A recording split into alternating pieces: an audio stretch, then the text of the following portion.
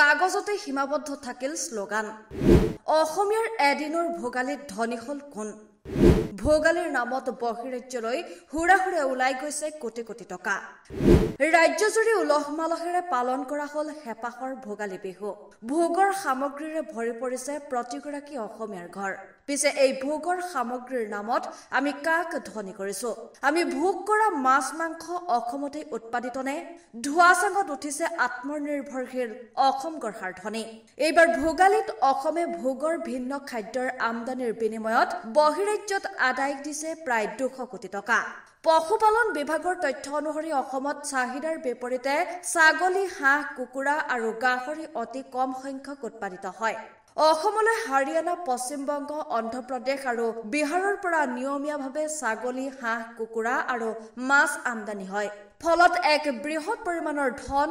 ৰাজ্যখনৰ পৰা বহিৰাজ্যলৈ ওলাই যায় ৰাজ্য চৰকাৰৰ তথ্য অনুসৰি ৰাজ্যত বিল আছে 2072 খন ইয়াৰ 186 খন বিল পঞ্জীয়নভুক্ত ইয়াৰ বিপৰীতে 1,500ৰো অধিক বিলৰ পঞ্জীয়ন নাই সেইবোৰত কিদৰে মৎস্য উৎপাদন চলি আহিছে তাৰ কোনো আনুষ্ঠানিকতা নাই ঘাটি চাহিদাৰ বাবে এতিয়া অসমে প্ৰতিদিনে কোটি কোটি টকাৰে ধনী কৰি আহিছে বহিৰাজ্যক ব্যুৰ ৰিপৰ্ট দৈনিক অগ্ৰদূত ডিজিটেল